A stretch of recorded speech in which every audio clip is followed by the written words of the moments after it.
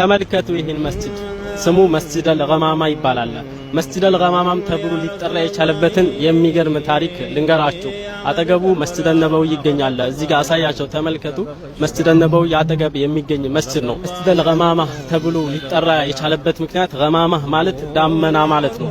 ነብዩ አለይሂ ሰላቱ ወሰላም ከዕለታት አንድ ቀን እዚህ መስጂድ ላይ የዒድን ሶላት እያሰገዱ ባሉበት ሰዓት ይህ መስጂዱ አልነበረም አልተገነባምና ዳመና ተከፍሎ መጥቶ ሱሐበቶች አብረው እየሰገዱ የነበሩት በያዩ ባሉበት ሁኔታ ማለት ነው ነቢያችን አለይሂ ሰላቱ ወሰላም ያስጠልላቸዋል እዚህ ቦታ ላይ ሱብሃንአላህ። ከዚያም በኋላ መስጂዱል ገማማ ማለት ዳመና ነው የሚልን ስያሜ የተሰጠው።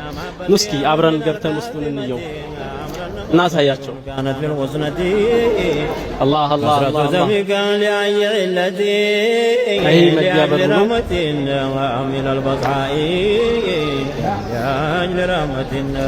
ሱብሃንአላህ። እዚህ ቦታ ላይ እንግዲህ ዱዓ ማድረግ ሙስተጃብ እንደሆነ ዑለማዎች ይናገራሉ።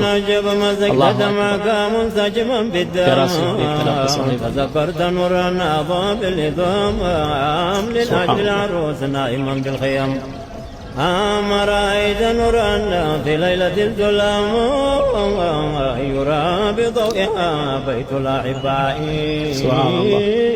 يرى بضوئها ቦታ ላይ እንግዲህ ሰግዶ የነበሩት ነብያችን ሶላተል ዒድና እስቲስቃ እዚህ የመጡ ከዛኛው ከመስጂዳቸው እዚህ መተው ይሰግዱ ነበር።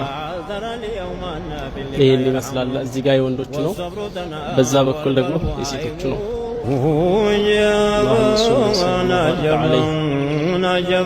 نجبا سنوا مرجان إذا تبسمت كأنها الظبي إذا ما لحظت